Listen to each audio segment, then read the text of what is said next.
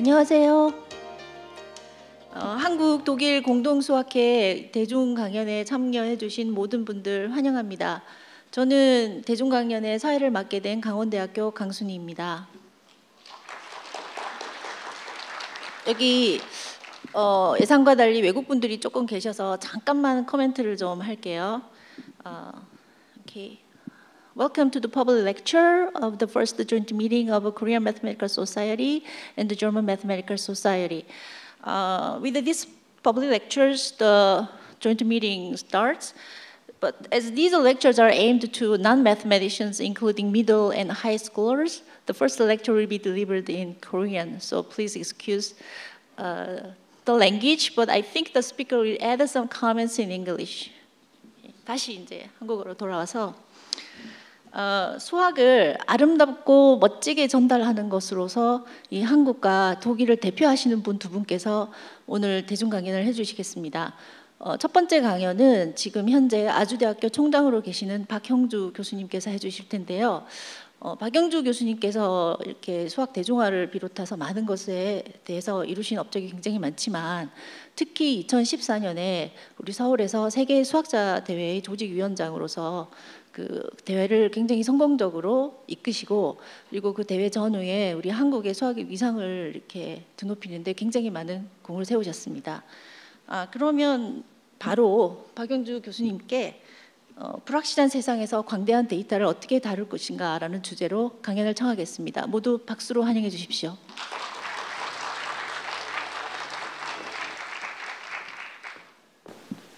예, 반갑습니다. 잠깐만요. 아마도 네. 지금 사회자께서 말씀하셨지만 let me just briefly comment about the lecture because this is mainly for this lecture is aimed at the students and also teachers who are more comfortable with Korean. I will actually deliver I prepared the lecture in Korean. However, I see some guests from abroad, so from time to time I'll just briefly wrap up what's going on. But just please understand that the lecture basically will be presented in Korean. 자, 그래서 아마 제가 첫 번째를 하게 되고 두 번째는 독일의 리히터 게베르트 교수님께서 또 이제 두 번째 강연을 해주십니다. 그리고 우리 이 거대한 데이터를 우리가 마주하고 있습니다. 지난 2009년, 2010년 2년 동안 전 세계 휴대폰으로 오고 간 데이터의 총량이 인류 문명이 축적한 데이터 총량의 9배 정도 된다고 합니다. 그러니까 불과 2년 동안이 그러니까 그 정도 속도로 많은 데이터가 쏟아지고 있습니다. 이 많은 데이터로부터 어떤 의미를 읽어낸다는 것이 예전의 방식으로 이제 불가능한 세상이 된 것이죠. 보통 우리가 데이터를 다룬다고 한다면 보통은 통계학자들이 일이라고 생각합니다만 오늘 제가 강조하고 싶은 것은 전통적인 통계학의 방식과 완전히 차별적인 수학자들의 언어가 이러한 데이터들에서 의미를 끄집어내는 새로운 역할을 하고 있다, 새로운 언어가 되고 있다라는 사실을 전하고 싶습니다. 이렇게 많은 데이터들이 나오고 있습니다. 매일 쏟아지는 데이터의 양이 책으로 따지면 약 5조 원 분량이 된다고 합니다. 그리고 미래에 탄생할 대부분의 일자리들은 이러한 데이터에 대한 소양을 요구할 것이다라고 말하고 있습니다. 이거는 conspiracy theory인데요. 우리가 아폴로가 달에 착륙한 것을 거짓말이라는 그런 소식들이 많이 나왔었습니다. 그 당시에 아주 믿을만하게 나왔어요. 원래 이분이 유명한 감독인데요, 쿠브릭이라고 하는 저분이 돌아가셨는데 저분이 돌아가시기 전에 사실은 저 장면이 자기가 미국 정부의 요청을 받아서 가짜로 만든 거였다 이렇게 고백하는 비디오를 동영상을 만들거든요. 그게 온 세상에 터돌아다녔습니다. 굉장히 많은 사람이 믿었고요. 나중에 그분의 딸이 그 고백하는 동영상에 그 사람이 자기 아버지이지 않다라는 걸 또 이제 밝히거든요. 그래서 음모론은 끝이 없습니다. 그리고 뭐 거기에 보면 그 뒤에 달에 다른 인간이 간 적이 별로 없다. 그렇게 한번 이미 60년대 갔는데 왜 그 뒤로 그렇게 못 가고 있겠느냐. 뭐 이런 아주 설득력 있는 논리를 제기합니다. 그래서 이러한 소문과 어떤 사실을 구분하는 것 이런 것들이 이제는 교육에서 중요하다 이런 생각이 듭니다. 어떻게 우리가 이런 것들을 배워나갈까? 이제 저는 어떤 의미에서는 수학 교육의 새로운 어떤 의미가 그러니까 이러한 뜬 소문들이 많고 음모론이 넘치는 세상에서 SNS를 통해서 많은 거짓 뉴스가 돌아다니는 세상에서 사실과 소문을 구별할 수 있는 그런 능력을 길러주는 것 저는 이런 것들이 앞으로는 수학 교육에서 중요해져야 된다고 생각합니다. 같은 팩트를 가지고도 많은 서로 다른 해석들을 하죠. 게다가 SNS라는 새로운 채널이 생기면서 이러한 소문이 소문이 전달되는 속도가 훨씬 더 빨라지고 있습니다. 뭐 제가 인터넷에서 본 수집한 그런 얘기들인데요. 사람들이 저거 진지하게 믿습니다. 녹차를 마시면 몸에 안 좋다고. 뭐 그런 얘기들도 굉장히 또 아주 설득력 있는 팩트들과 사실들과 함께 막 돌아다니고요. 압력밥솥 쓰지 말라고 압력밥솥이 얼마나 몸에 안 좋은가 이런 얘기도 돌아다닙니다.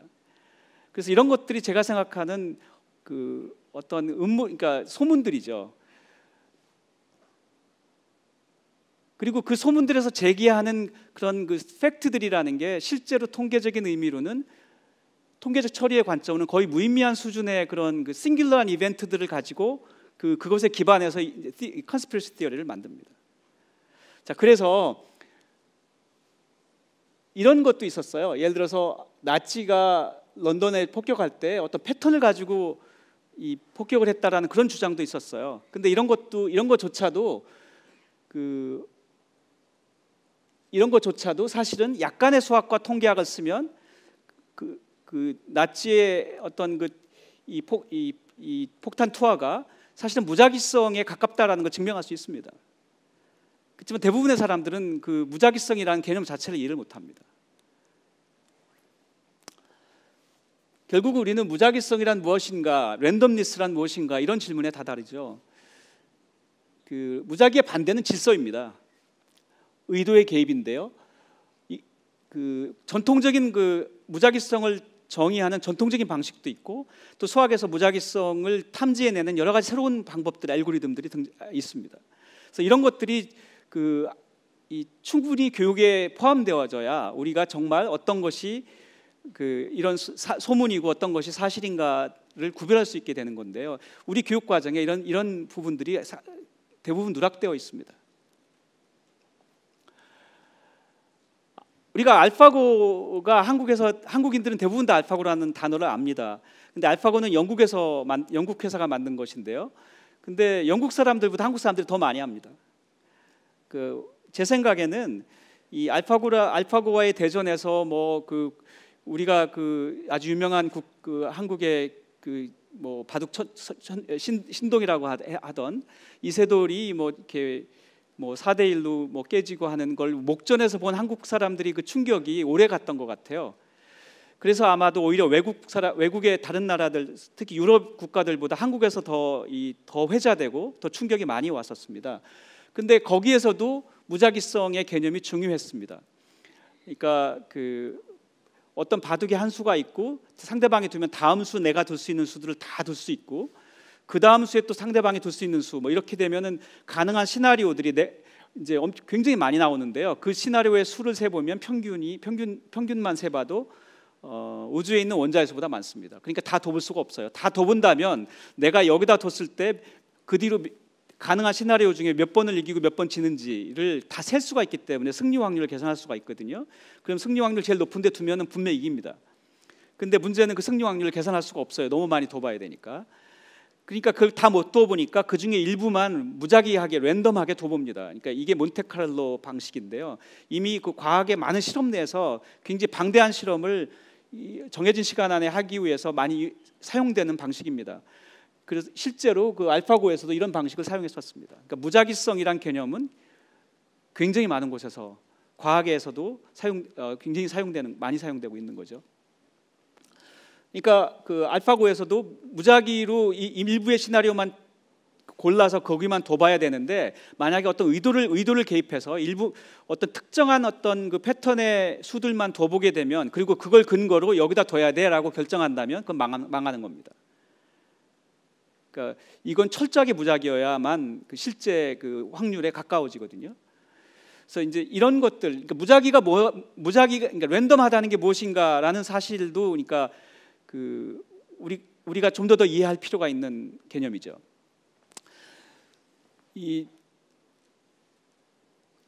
그래서 그러니까 이렇게 우리가 그 뜬 소문에 우리가 그 휘둘리지 않으려면 이제 많은 그 사실과 소문을 구별할 수 있어야 되는데요. 우선 그 정보라는 것의 가치가 뭘까? 어떤 것은 가치 있는 정보고 어떤 건 가치 없는 정보인가? 이런 것들을 이해하는 것에서 시작하고 싶습니다. 내일 해가 뜬다라고 누군가 말해준다면 가치가 없는 정보입니다. 누구나 아니까. 그런데 누군가가 내일은 아침에 비가 올 거야라고 말하면 이건 가치 있는 정보입니다. 분명치 않은 사실이니까요. 그래서 어떤 정보의 가치는 확률이 높을수록 작습니다. 내일 해가 뜰 거야라는 것은 거의 확률이 1인 사실이기 때문에 그 정보의 가치는 거의 0인 거죠. 그래서 정보의 가치는, 다시 말하면 정보량은 확률에 반비례합니다. 확률이 높을수록, 1에 가까울수록 그 정보의 가치는 없는 것이죠. 확률이 굉장히 작은 사실, 내일 아침에 우주인이 서울에 올 거야, 확률이 거의 없죠. 근데 그게 사실이라면 그 정보의 가치는 굉장히 높은 거죠. 그래서 우리가 한 가지, 그래서 이 정보의 가치는 확률에 반비례한다는 사실을 금방 이해할 수 있습니다. 이 사실을 가지고 좀 더 전개하면, 그래서 따라서 정보의 가치, 즉 정보량은 확률이 높을수록 작아지니까 이런 사실을 알 수 있게 되고요. 게다가 만약에 어떤 사건 두 개가 동시에 일어난다면 그 두 개가 일어날 확률, 그것의 정보의 가치는, 정보량은 하나가 각각 일어날 정보량의 합일 것이다, 이렇게 이해할 수 있거든요. 거기에다가 이 정보의 가치는 음수일 수가 없을 것이고, 그리고 연속함수라고 가정한다면 이 세 사실을 만족하는 함수는 거의 유일합니다. 자, 이건 고등학생들도 할 수 있습니다. 여기 혹시 고등학생들 많이 와 계시죠? 이 세 가지 사실만을 가지고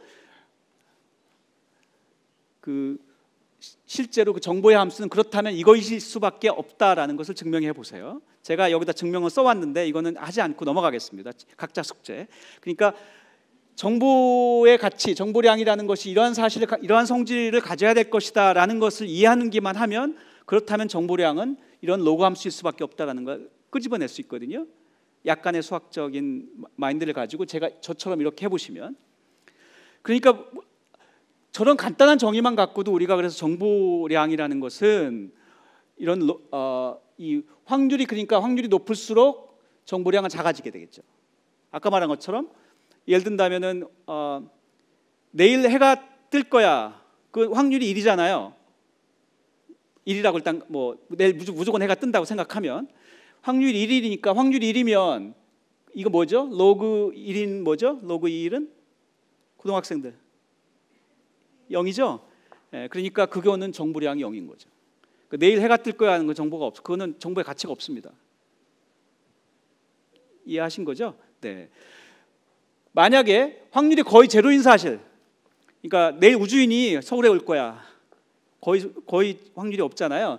그러면 이게 거의 무한대가 돼서 정보의 가치는 엄청나게 큰 거죠. 그죠? 네, 그럼 굉장히 가치 있는 정보가 됩니다. 그 다음에 그래서 이제 여기서 그러니까 정보의 가치라는 것을 우리가 수학적으로 정의할 수 있고, 몇 가지 사실만을 가지고 그게 어떤 함수여야 된다는 것까지도 거의 유일한 함수가 저거밖에 없다라는 사실을 끄집어낼 수 있는데, 이것으로부터 정보의 가치라는 것을 이제 이것이 중요한 개념이 되니까 우리가 정의를 하게 됩니다. 그래서 정보 엔트로피를 정의합니다. 쉐넌의 정보 엔트로피인데요. 이 엔트로피는 결국은 정보량입니다. 그게 가지고 있는 정보의 가치인데, 아까는 단일 사실에 대한 정보의 가치였고, 여러 가지 이런 것들이 있을 때 그것의 정보의 가치는 그러니까 정보의 기대값입니다. 이제 그게 엔트로피입니다. 그래서 엔트로피는 결국 정보량이라고 볼 수 있습니다. 어떤 사실들, 어떤 그 확률 분포의 정보량입니다. 그래서 엔트로피, 그러니까 우리가 그래서 이제 어떤 것이 얼마만큼의 정보를 가지고 있는가, 가치 있는 정보인가, 이게 엔트로피라고 생각하시면 됩니다. 여기 학생들이 있어서 제가 예를 들어서 좀 어려워 보이지만 사실은 어렵지 않습니다. 자, 게임 컨테스트 한다. A가 적힌 카드가 99장이고 B가 적힌 카드가 딱 한 장인데 숨겨져 있어요. 자, 임의로 제가 하나 들고 보고 다시 이렇게 넣는 거예요. 그렇게 할 때 1회전에서 철수는 A 카드를 뽑았고 영희는 B가 적힌 카드를 받았습니다. 누가 승리할 확률이 높을까요? 그냥 감으로 뭘 것 같아요? 이미 답은 써 있지만 영희가 이길 확률이 높겠죠. 왜? 그냥 이 100장 중에서 아무거나 하나 뽑을 때 어떤 카드가 나올 가능성이 높아요? A가 더 높겠죠. 99장이나 있으니까. 웬만하면 A가 나온다고요. 근데 그러니까 A라는 글자와 B라는 글자를 다 맞추는 게임인데, 영희는 이미 B를 봤어요. B는 뽑기가 어렵거든요. 그러니까 두 번째 뽑을 때 A 또 뽑을 가능성이 훨씬 높을 거 아니에요. 그러니까 영희는 금방 A와 B를 다 맞출 겁니다.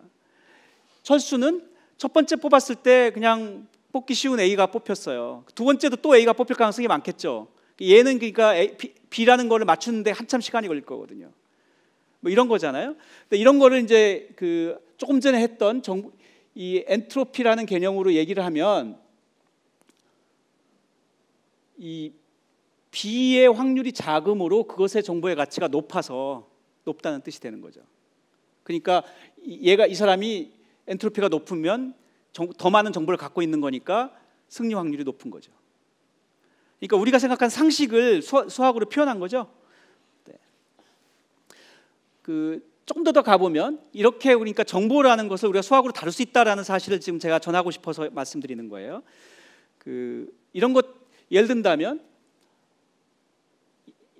17개 중에 뭐 A는 2번 있고 B도 2장 있고 C는 8장 있고 뭐 D는 5장 있다고 하면, 예를 들어서 이 사람이 철수가 누구한테 말을 할 때 이걸 갖다 인코딩이라고 그래요. 이걸 갖다 숫자로 표현해서 전달하겠다는 거예요. A는 이렇게 했어요. 그러니까 상대방한테 110 이런 식으로 숫자를 보내는 거예요. 1과 0을. 받은 사람은 그거를 이 약속에 따라서 11은 A로 번역하고 0은 B로 번역하고 이렇게 번역하면 원래 보낸 글자를 보는 거잖아요. 그러니까 숫자를 바꿔서 보내려고 그러는 거예요. 어디로 보낼 땐 0과 1로 보내야 되니까. 이렇게 해서 이제 그래서 0과 1로 보낼 때 어떻게 바꿀 거냐가 인코딩이에요. 자, 이렇게 바꿔서 보냈어요. B는 이렇게 바뀌었어요. 어떤 게 더 효율적이냐? 무슨 말인고 하니, 철수는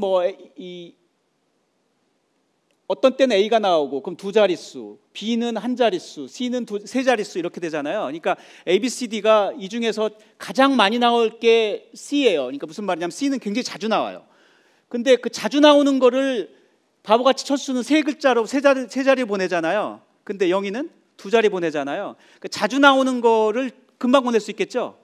자주 나오는 걸 금방 보내니까 이것저것 보낼 때 평균적으로는 영희가 더 빨리 보내겠죠. 이런 뜻입니다. 그래서 이런 거를 우리가 실제로는 이 엔트로피로 계산하면 그게 바로 평균 길이가 돼요. 기대값이에요. 길이의 기대값. 막 아무거나 보낼 때 그 길이의 기대값. 그것이 더 짧은 사람이 엔트로피가 낮아서 더 효율적이 되는 거죠. 그래서 이 엔트로피를 줄일수록 정보 전달은 더 신속해집니다. 그래서 어떻게 하면 더 빨리, 그래서 쉽게 말하면 어떻게 하면 영희처럼 이런 방식으로 할까? A는 지금 A 하나 보내려면 다섯 자리나 보내야 되니까 시간이 많이 걸려요. 하지만 A는 자주 안 나오거든요. 그러니까 자주 안 나오는 숫자는 좀 길게 보내도 평균에 미치는 영향이 작은 거죠. 이렇게 생각을 하는 겁니다. 그래서 실제로 그래서 어떻게 하면 영희처럼 이렇게 스마트하게 인코딩을 할까? 이런 문제를 이제 그럼 어떤 게 좋은 인코딩일까? 이걸 다루는 이제 분야가 있는 거예요. 그래서 그 분야는 당연히 최적화를 써야 되고, 최적화지만 연속 최적화가 아니라 이산 최적화가 되겠죠. 그리고 우리가 조합적인 최적화라고도 합니다. 그러니까 보통 우리가 미적분을 써서 하는 그런 최적화가 아니고 어떻게 이렇게, 그러니까 영희는 더 최적화를 더 잘한 겁니다. 자주 안 나오는 숫자는 좀 길게 보내고 자주 나오는 숫자를 좀 짧게 보내서 평균적으로 좀 더 빨리 가도록 영희가 최적화를 잘한 겁니다. 그래서 이런 것들이 우리가 이제 이 정보를 다룰 때 이 최적화가 그래서 중요합니다.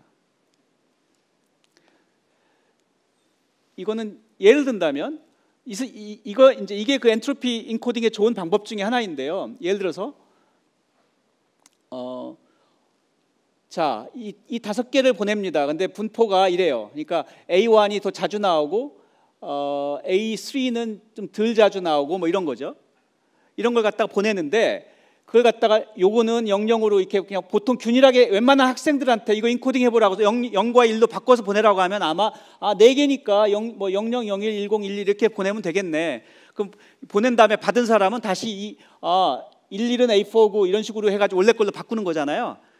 왜냐하면 전송할 때는 1과 0으로 보내야 되니까. 그러니까 1과 0으로 바꾸는 거예요. 인코딩을 해서 보내는데, 보통 학생들한테 인코딩 하라고 하면 아마 이렇게 할 거예요. 이렇게 하면 평균 길이는 한 심볼당 두 자리를 보내야 되니까 항상 그러니까 더 많이 보낼수록 시간이 많이 걸리는 거니까 인터넷에 그러면 시간이 더 오래 걸리는 거예요, 보낼 때. 그러니까 어떻게 하면 더 빨리 보내느냐, 이걸 다루는 문제인 거예요. 전송 속도를 다루는 건데, 그 정보의 전달을 빨리 하려면 어떻게 해야 될까? 이렇게 하면 바보 같은 짓이다, 이 뜻입니다. 왜냐하면 허프만 코드라는 걸 사용해서 이걸 더 스마트하게 하면 평균 1.85 비트만 보내면 되거든요. 그러면 훨씬 더 평균적으로 두 자리를 안 보내도 된다는 뜻입니다. 그러면 더 빨리 가겠죠. 이게 가능하거든요. 제가 그래서 학생들한테 인터넷 뒤지지 말고 이거 실제로 이게 최적인데 이거보다 더 짧은 건 없어요. 이런 거 한번 직접 디자인해 보라고 제가 숙제를 내기도 하는데요. 보통 학생들이 컨닝해요, 인터넷 뒤지고. 근데 이것도 한번 숙제로 학생들이 직접 해봐도 좋아요. 사실은 이렇게 하는 겁니다. 자, 보세요. 아까 그건데 어떻게 하냐면, 제일 자주 나오는 심볼이니까 얘는 가능하면 한 자릿수가 적은 게 좋죠. 자주 나오는 거는 빨리 보내야 되니까 자주 나오는 걸 한 자리로 보내자. A4는 제일 덜 자주 나오니까 0.05밖에 안 되니까, 덜 자주 나오니까 좀 길어도 어차피 전송 속도에 미치는 영향이 적을 거다. 이해 가셨죠? 그래서 자주 등장하는, 전송을 자주 해야 되는 거는 가능하면 한 자릿수만 쓰고, 전송을 가끔만 해도 되는 이런 거는 A4는 왜냐면 자주 안 나오니까 확률이, 그런 거는 좀 길게 보내도 큰 문제가 없고, 이런 뜻이에요.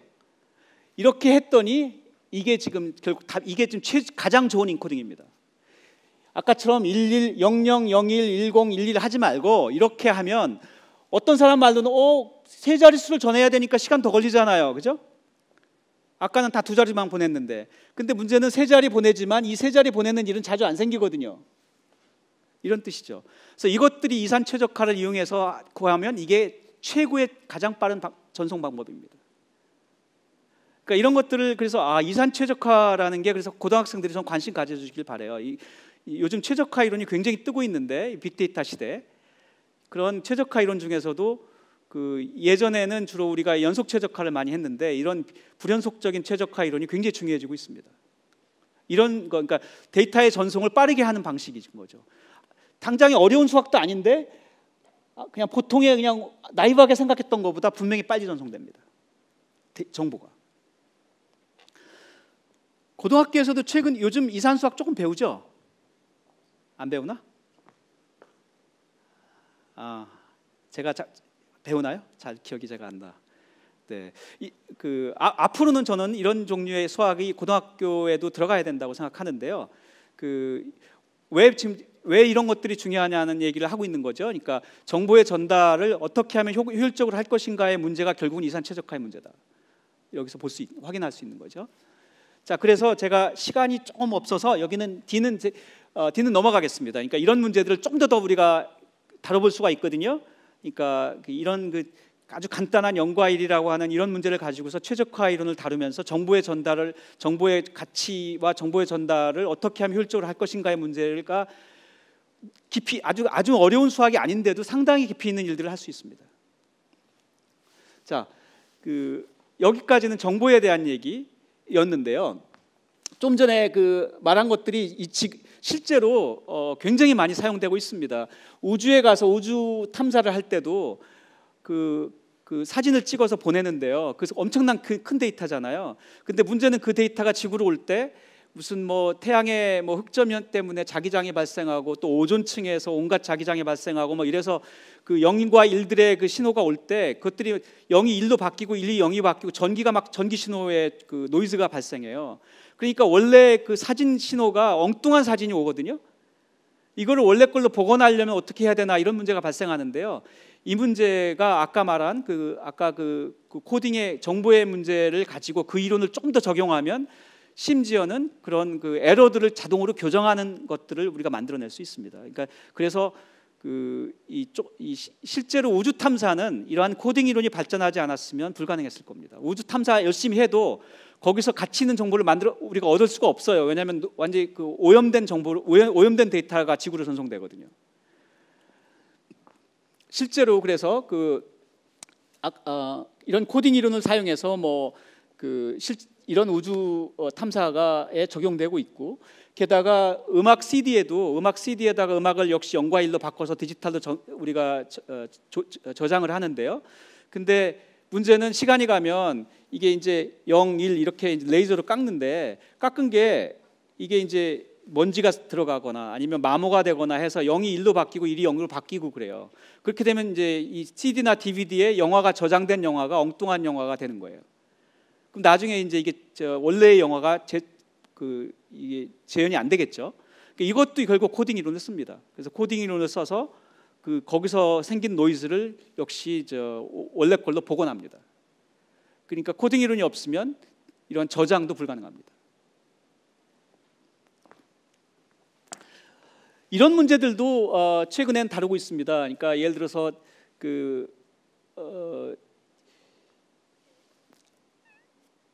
실제로 이건 호주에서 있었던 문제인데요. 각 가구별로 사용하는 각종 전력량 데이터를 가지고 역시 최적화 이론을 써서 효과적인 에너지, 이것도 이제 빅데이터의 최적화 이론이 적용된 굉장히 성공적인 사례 중에 하나입니다. 이런 문제들 또는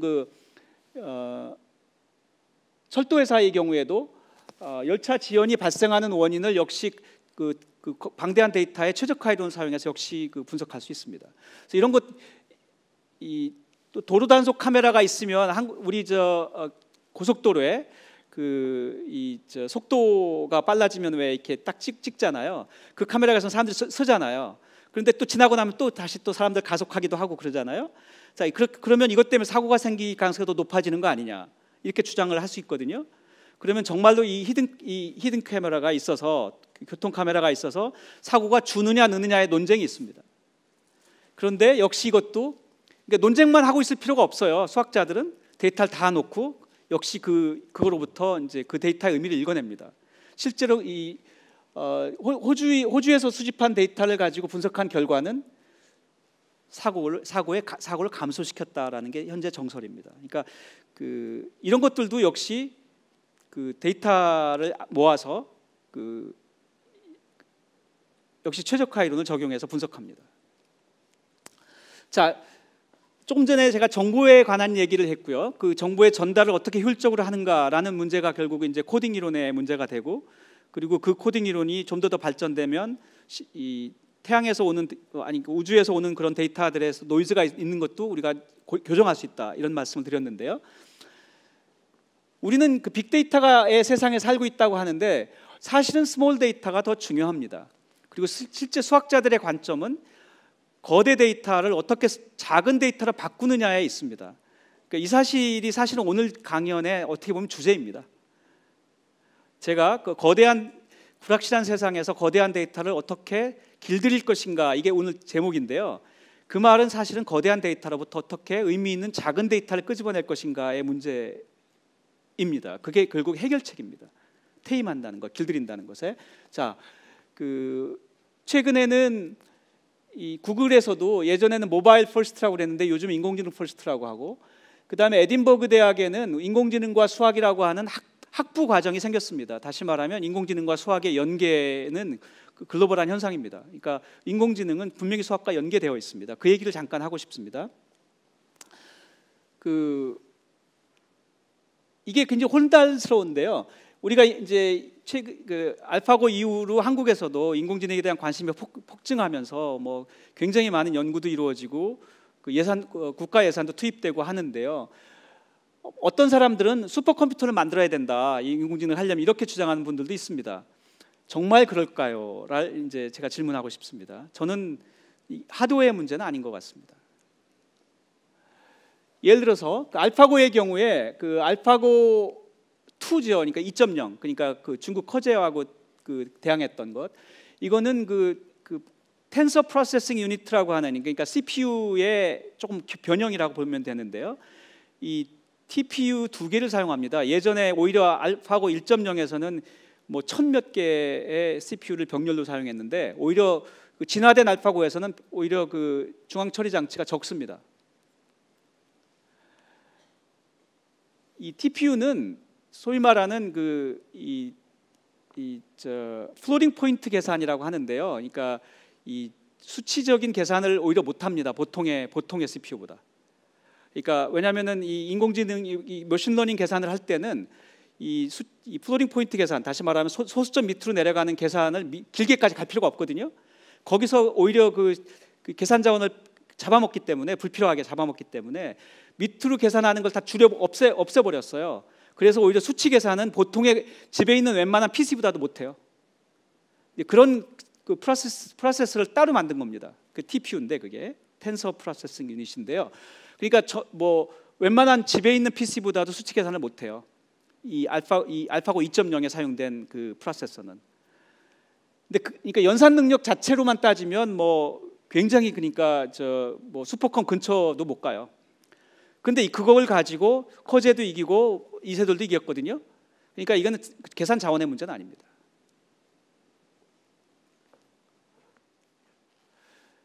오히려 그보다는 알고리즘의 문제인데요. 저는 인공지능 기술의 핵심은 이 방대한 데이터에서 우리가 원하는 것에 가장 가까운 걸 찾는 최적화 이론이, 저는 사실 이 옵티미제이션이 사실 키라고 생각합니다. 예를 들겠습니다. 예전에 1998년인가요? 9년인가요? 딥블루라고 하는 IBM이 만든 슈퍼컴퓨터가 당시 체스 세계 챔피언을 이겼어요. 근데 근데 체스의 경우에는 상대방이 두면 다음에 내가 둘 수, 내가 또 어딘가 두면 다음에 또 그 상대방이 둘 수가 바둑에 비해서 훨씬 제한적입니다. 그래서 평균을 따져보면 대충 매번 약 2억 번 정도의, 그러니까 후속 시나리오가 나옵니다. 그러니까 그거는 시간만 있으면 다 둬볼 수 있거든요. 하나하나 내가 여기다 두고 그 다음에 상대방이 또 여기 두고 그걸 다 둬보는 거예요. 또 여기다 뒀을 때 그 다음에 또 내가 어디 둘지 이런 거 다 둬보면, 여기다 두면 내가 70만 번 이기고 30만 번 지더라. 그럼 내가 승리 확률이 0.7이다. 이런 식으로 다 계산할 수 있거든요. 그래놓고 제일 확률 높은 데다 두면 질 수가 없어요. 그런데 체스의 경우에는 딥블루는 전수 계산을 했습니다. 모듈에 다 둬본 다음에 제일 확률 높은 데 두고 이렇게 했거든요. 전수 계산이 가능해요. 저 정도 되면 다 둬보는 거. 그러니까 딥블루는, 이 체스를 정복한 딥블루는 그냥 무식하게 다 둬봐서 이긴, 전수 계산을 다 해서 이긴 거거든요. 알고리즘이고 뭐고 없어요. 여기에는 수학이 없습니다. 그러니까 이거는 계산 자원의 승리, 하드웨어 승리입니다. 그러니까 이때는 그러니까 IBM이 저걸로 굉장히 세계적인 드디어 인간을 이겼고 세계 체스 챔피언을 이기고 굉장히 많은 언론에 대서특필되고, 그 뒤로 그래서 IBM 슈퍼컴퓨터를 많이 팔았거든요. 그러니까 남는 장사였죠. 그런데 알파고는 달랐어요. 이때는 아까도 말씀드린 것처럼 상대방이 뒀을 때 그 다음에 내가 둘 수, 바둑이 어떻게 되는 거죠? 이쪽이 총 몇 개죠? 19개. 그러면은 총 361개. 그러면은 예를 들어서 한 100수 뒀다고 하면, 상대방이 이제 100수째 두면 그 다음 배는 내가 둘 수 있는 수는 하나도 안 죽었다고 치면 261개일 거 아니에요? 그 다음에 그럼 그 중에 하나를 내가 두고, 그럼 상대방이 또 그 다음 둘 수 있는 260개일 거고, 그럼 261 팩토리얼이 되겠죠. 그 모든 가능한 그 다음 시나리오는 계산해 보세요. 대충 이게 우주에 있는 원자의 수보다 많습니다. 그러니까 이 시나리오를 다 못 떠본다는 거거든요. 그러니까 다음번 승리 확률을 계산할 수 없다는 건데요. 그러니까 예전에 딥블루가 했던 방식의 전수조사를 못 합니다. 다 도볼 수가 없으니까. 그래서 아까 왜 그 제가 말했던 그 몬테칼로처럼 일부만 뽑아서 둬보는 무작위성이 들어오기도 하고 여러 가지 방식이 들어오는데요. 실제로 알파고는 다 안 둬보고 30초 동안 약 10만 번 정도만 뽑아서 읽었습니다. 그러니까 어떤 걸 버리고 뭘 읽을 것이냐를 결정할 때 그게 이제 알고리즘인 거죠. 그러니까 알파고는 알고리즘의 승리입니다. 하드웨어의 승리가 아니고, 아까 하드웨어는 별거 아니라고 제가 말씀드렸습니다만 웬만한 슈퍼컴퓨터 500대 슈퍼컴퓨터의 연산 능력의 반도 안 된다. 그러니까 이거를 그 마치 우리가 슈퍼컴이 없어서 마치 알파고를 못 만드는 것처럼 몰고 가는 것은 굉장히 잘못된 해석입니다. 그러니까 어떻게 그 많은 그 우주에 있는 원자의 수보다 더 많은 시나리오 중에서 이 정도만 고려하는 것으로 바꿨을까? 이제 이 문제를 봐야 되는 거죠. 제가 이게 빅데이터를 스몰 데이터로 만든다는 것이 이제 이런 내용인데요. 결국은 계산 자원의 문제가 아니고 어떤 혁신적인 수학 알고리즘을 통해서 계산 자원의 필요를 획기적으로 줄였다. 왜냐하면 일부만 보면 되니까.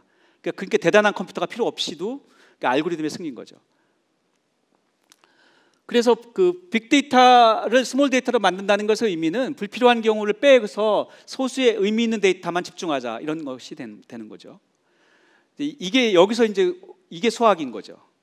어떻게 빅데이터로부터 의미 있는 소수의 데이터를 끄집어낼 건가? 훨씬 더 많은 렐리번스를 담고 있는, 대부분의 정보를 포함하고 있는. 예를 하나 들겠습니다. 잠깐 시간이 이해는 넘어가겠습니다. 이해를 들겠습니다. 이거는 제가 자주 드는 예인데요. 이게 사람들이 더 재밌어해서 이것도 들게요. 시간이 좀 빠듯한데, 예전에 1990년대 초반에 FBI가 큰 프로젝트를 했어요. 뭐냐면은 미국의 엄청난 많은 미국의 FBI 그 수사관들이 FBI가 굉장히 많은 사람들의 지문을 갖고 있는데, 이 지문이 하나가 그 당시에 보통 한 5메가바이트 정도 규모 사이즈가 된답니다. 이 지문 그 그림 하나가, 이 스캔을 한 게. 이 5메가바이트짜리가 예를 들어서 한 5억 명이 있으면 그럼 그 무지막지한 데이터잖아요. 이거를 어떻게 저장할 것이며, 그 당시만 해도 저장 공간이 비쌌거든요. 저장 비용이. 요즘은 싸지만 어떻게 저장할 것이며, 그 다음에 저장하는 거는 뭐 FA가 돈이 많으니까 한다고 치고 뭐 무지막지하게 하드 드라이브 사가지고 하면 되는데, 문제는 자, 현장에서 범인 지문을 누가 수거해 왔어요. 그래가지고 이걸 범인 좀 찾아주세요 했어요. 그러면 그 5억 개랑 비교해야 되잖아요. 하나가 5메가바이트인데 그걸 5억 개랑 하나하나 비교하고 있으면 이제 몇십 년 가는 거죠. 굉장히 빠른 컴퓨터로 해도. 이제 그러면은 범인은 열심히 또 다른 사건을 또 저지르겠죠. 이거 안 되잖아요. 그러니까 이걸로는 not acceptable. 그러면 어떻게 해야 될까? 그래서 이거를 이제 FA가 자기들이 해결을 못 하니까 이것 좀 도와주세요라고 이 오픈 챌린지를 했습니다. 그러니까 이걸 가지고 프로포즈를 받아서 선정된 거에다가 이제 연구비를 이렇게 지원해 주는 그런 걸 했습니다. 당시에. 그때 선정된 팀이 로스알라모스의 그 컴퓨터 사이언티스트와 수학자들로 구성된 팀이었습니다. 그 사람들이 이걸 어떻게 해결했냐면 이렇게 해결했어요. 자, 지문이 있어요. 지문에서 일단 저장을 할 때 예전에는 그냥 스캔으로 이미지로 저장했거든요.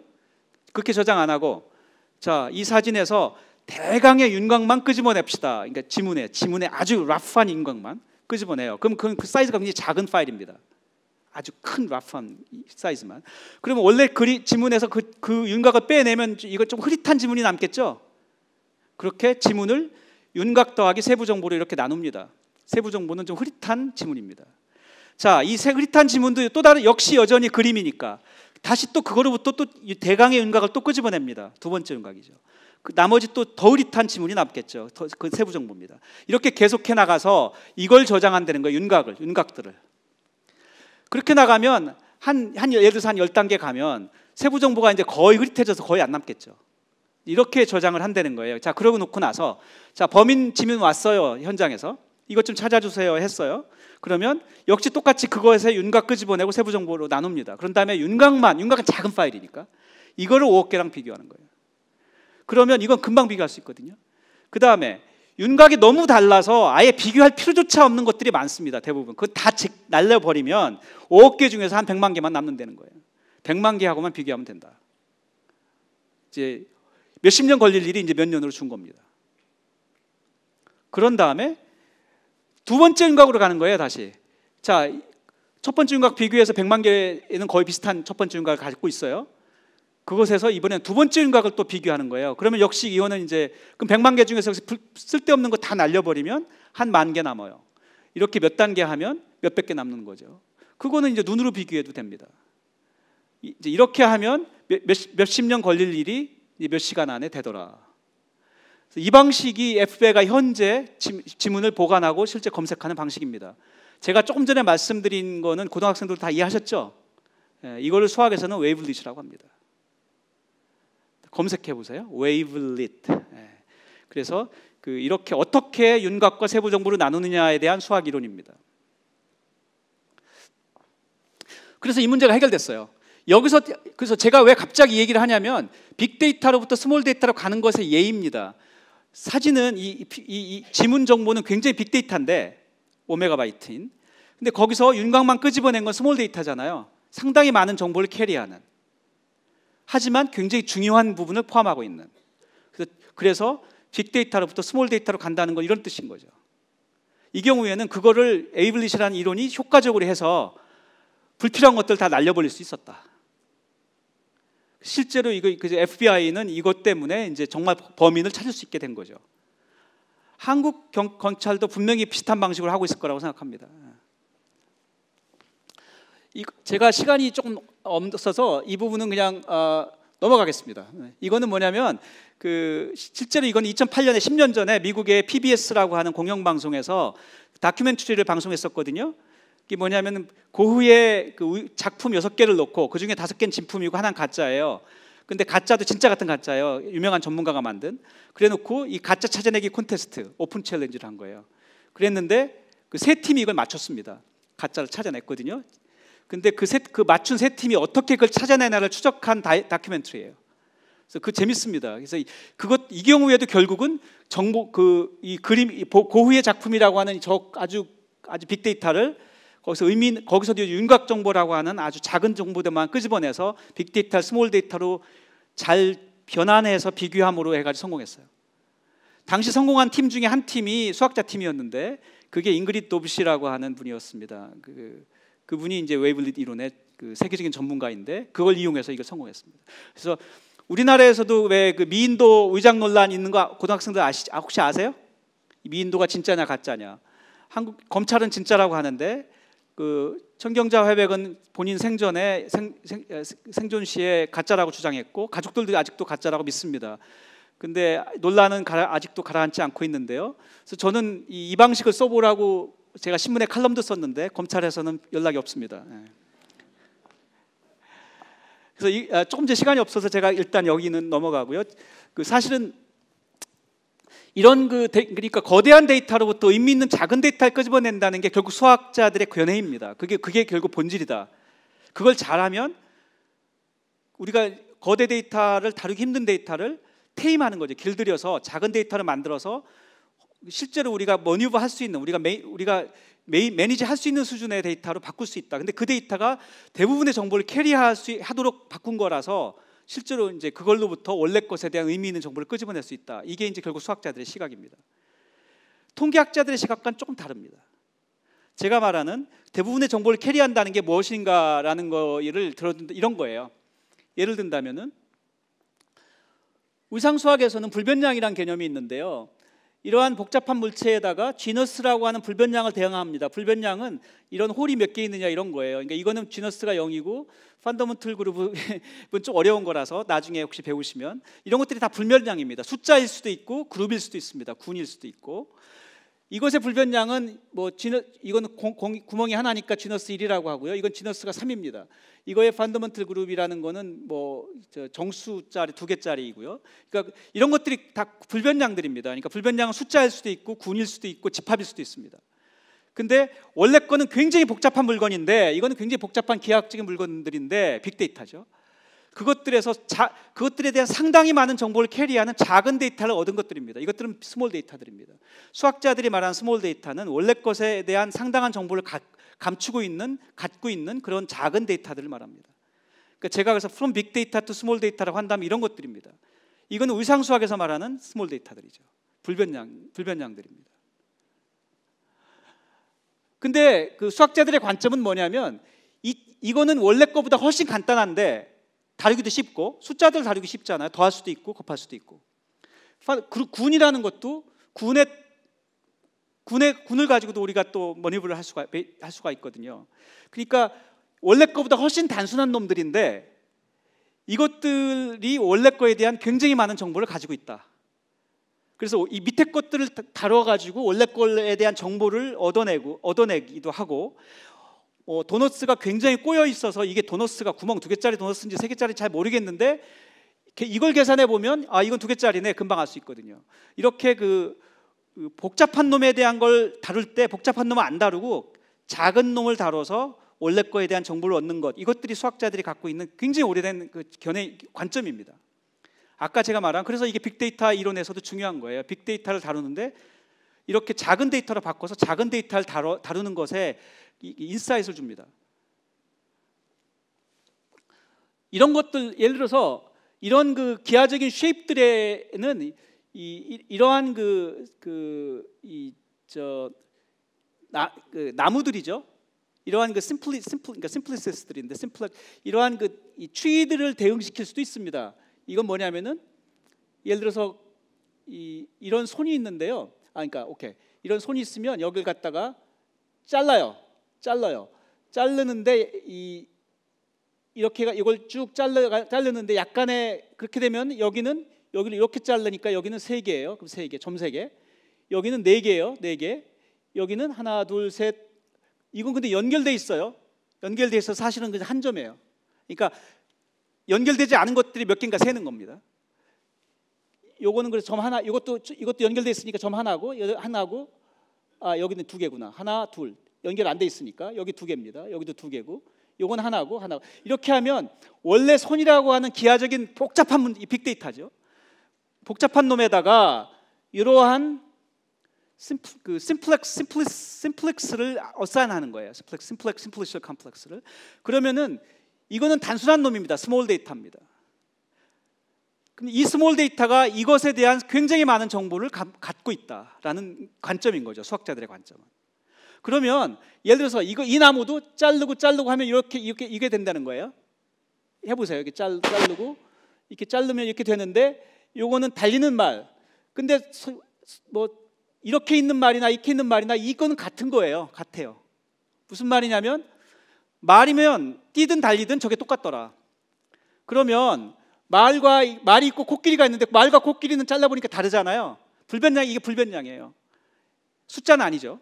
이건 기하적인 불변량인데 저 불변량이 다르니까 예를 들어서 내가 100만 개의 동물 정보가 있는 어떤 데이터베이스가 있는데 그 중에서 내가 코끼리에 대한 걸 검색하고 싶어요. 그러면 100만 개 다 뒤질 필요가 없다. 그 데이터베이스에 이것들이 다 태깅이 돼 있어요. 한 칼럼이. 그러면은 일단 요거를 가진 것만 뒤지는 거예요. 그럼 거기 코끼리도 있을 수 있고 코끼리 말고 하마도 있을 수 있어요. 저게 같을 수 있거든요. 그러면 그것들, 그러니까 100만 개 중에서 10,000개만 있다고 치면 10,000개만 뒤지면 되는 거예요. 그래서 이거는 빅데이터를 스몰 데이터로 만든 것이고요. 저 스몰 데이터를 가지고 검색을 빨리 할 수 있고 의미 있는 데이터를 그러니까 그 섭셋에서만 뒤지면 되니까, 그러니까 이런 것들이 빅데이터, 스몰 데이터로 바꾸되 많은 정보를 캐리한다는 것의 의미입니다. 이런 거는 통계학에서 사용하는 방식하고는 굉장히 다릅니다. 수학자들의 방식입니다.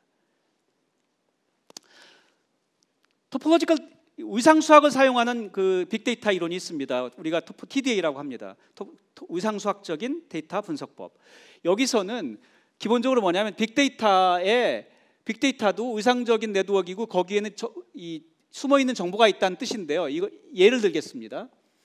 자, 이게 데이터입니다. 빅데이터입니다. 이 정도면 빅데이터는 아니지만 일단 빅데이터라고 생각하려면 더 데이터 포인트들이 있어요. 그런데 무질서해 보이는 이 데이터인데 이 데이터는 이러한 불변량을 가지고 있습니다. 이 경우는 불변량이 시퀀스입니다.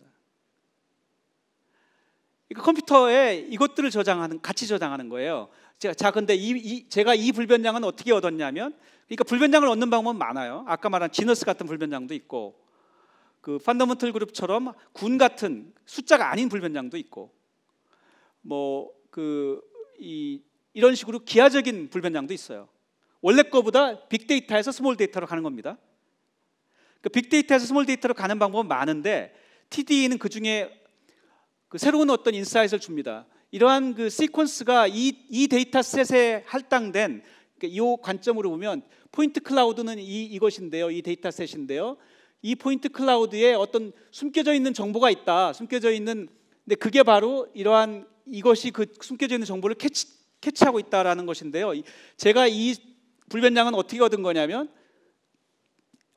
그 서울대 구근 교수님이 만들어 주신 걸 제가 가져왔는데요. 아까 제가 허락은 받았습니다. 자, 이것인데요. 이거 보세요. 총 60개의 점이 있습니다.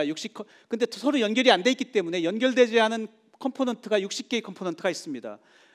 룹 없어요. 이 경우에는 60개의 서로 연결되지 않은 게 있어요. 근데 그래서 처음 개가 60이에요. 60개의 점이고 루프의 개수예요.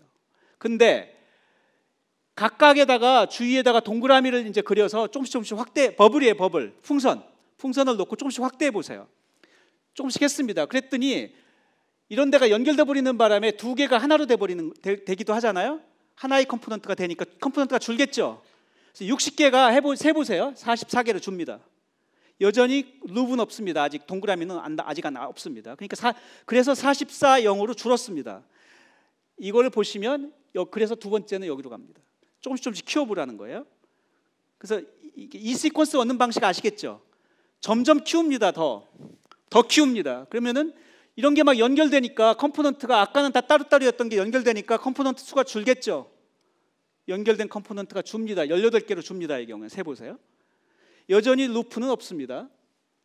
그럼 18영 세 번째, 아까 그 시퀀스의 세 번째가 18영이었어요. 그죠? 더 키웁니다. 동그라미를, 버블을, 풍선을.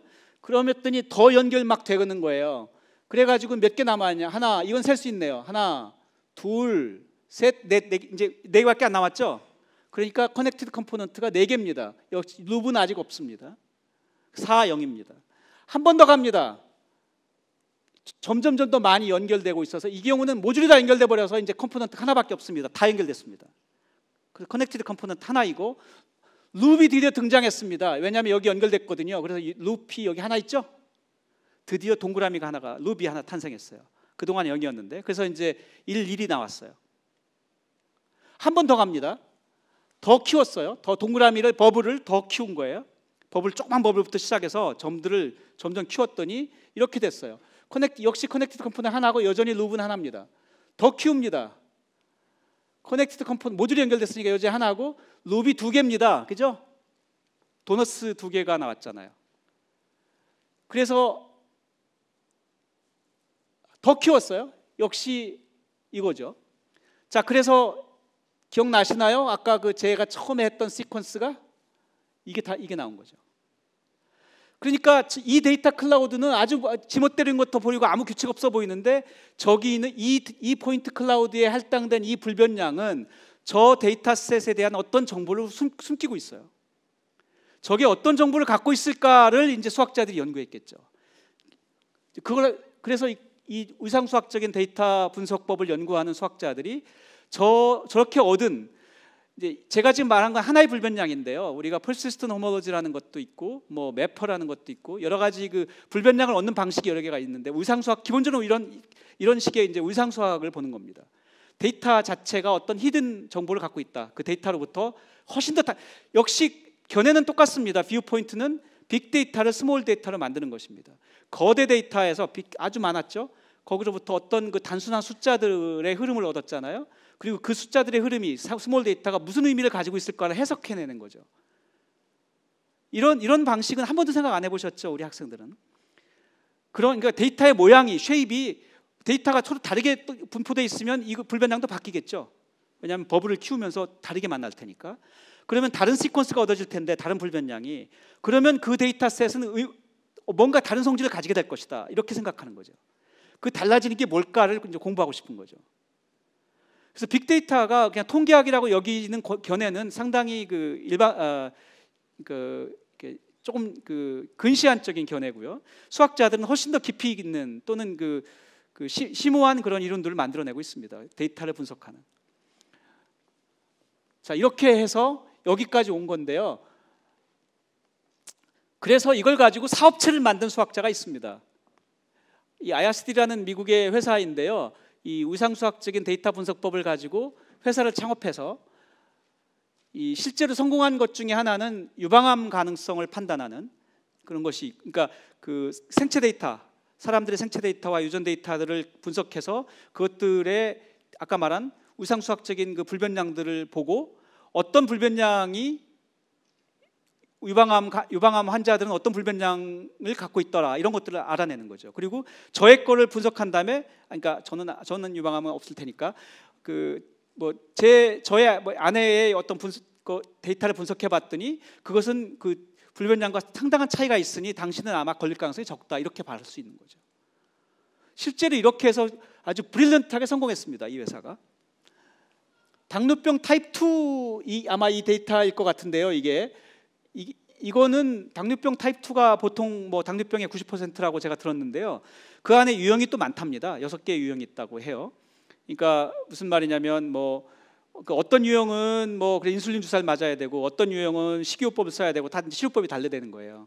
그거를 이제 의사들이 정밀 검사를 하고 해가지고 어떤 유형인지 결정하고 이래야 되는 건데, 굉장히 많은 시간과 노력이 드는데, 이 사람들은 그 사람의 생체 데이터와 등을 분석해서 아까 말한 그 데이터 클라우드의 그 어떤 시퀀스, 불변량과 비교해서 그 불변량을 보고 당신은 당뇨병 유형 2이고 그 중에서도 몇 번째다고, 당신은 인슐린 주사를 맞아야 된다고를 얘기합니다. 이게 소위 말하는 무인 진단이죠. 그러니까 사람 없이 이 의상수학적인 데이터 분석법을 사용해서 그 사람이 당뇨병에 걸렸는지를 진단하고 심지어는 치료법까지 제안하는 그런 시대가 온 것인데요. 이 회사가 그런 일을 해내고 있습니다. 이 구나 칼슨이라는 수학자가 만든 방식이고요. 이 구나 칼슨 교수님은 오늘 두 번째 강연을 통역해 주실 구건 교수님의 지도 교수님입니다. 네, 시간이 돼서 그래서 이제 제가 이제 여기까지만 하겠고요. 뒤에 얘기들은 이런 방대한 데이터들을 더 작은 빅데이터, 스몰 데이터로 바꾼다는 것에는 여러 의미가 있다. 그 중에는 아까 말한 것처럼 그런 불변량을 사용하는 방식도 있고, 여기처럼 차원을 낮춰서 복잡한 행렬을 작은 행렬로 바꾸는 그런 방식도 있고, 이런 다양한 방식이 빅데이터를 스몰 데이터로 바꾼다. 그리고 이것들이 수학자들의 관점이고, 그 작은 데이터가 원래 데이터에 굉장히 많은 정보를 캐리하기 때문에 훨씬 더 공부하기 쉬운 이 작은 데이터를 공부해서 원래 것의 상당한 많은 의미를 우리가 끄집어내는 이런 것들이 수학자들이 생각하는 이 거대한 정보로부터 거대한 정보를 길들여서 우리가 원하는 정보를 끄집어내는 그런 수학자들의 방식이다라는 얘기가 제 오늘 강연의 내용이었습니다. 그러니까 이 방식은 아마 오히려 행렬을 좀 공부한 학생들은 금방 이해할 수 있습니다. 그러니까 이 행렬을 팩토라이즈해서 훨씬 더 작은 행렬로 바꾸지만 굉장히 많은 정보를 캐리하는 이런 non-negative matrix factorization이라고 합니다. 자, 그래서 거대한 정보를 수학자들은 작은 정보로 바꿔서 대부분의 정보를 캐리하는 그런 방식을 불변량이라는 것들을 통해서 얻어내서 세상의 문제들을 대응하고 있다라는 게 이제 오늘 강연의 주제였습니다. 여기까지 하겠습니다.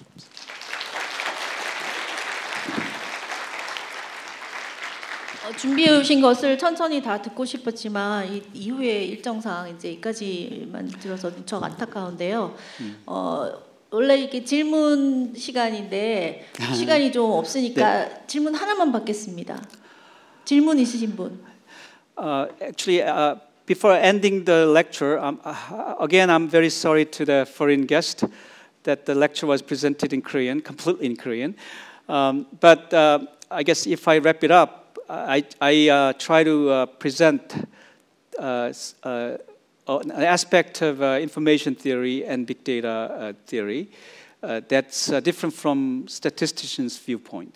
Rather, the main idea is to transform big data to small data, but still maintaining most information. And one idea was to use topological invariance. And topological invariance is a way of transforming big data into small data, like genus or simplicial complexes. And they carry very valuable information about the original object. And by studying the simpler object, we actually can deduce many valuable information about the original complex object. That was the main contents of the lecture. Yeah. 질문 없으십니까? 네. 이제 강의 잘 들었고요. 고등학생이나 대학생이 이런 걸 공부하고 싶다면 어떤 식으로 하면 될까요? 예를 들어서 사이트나 어디서 이런 걸 배울 수 있는지. 네.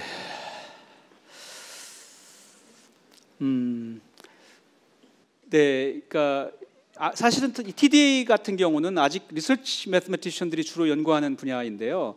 그 대중서에 아직 다뤄지는 수준은 아니지만 사실은 저는 대중서로 다뤄지지 않을 이유가 없다고 생각합니다. 그래서 이런 문제 아직은 그래서 공부하기가 쉽지는 않습니다. 근데 관련된 책들이나 자료들이 곧 많이 더 나올 거라고 생각합니다. 그래서 현재 상태에서는 일단은 대부분의 데이터 사이언스는 통계학에 기반한 방식이 현재 많습니다만 아까 말씀드린 것처럼 통계학이 캐치하지 못하는 그런 기하적인 쉐입이라고 하는 정보를 통계학이 간과하고 있다라고 저는 생각합니다.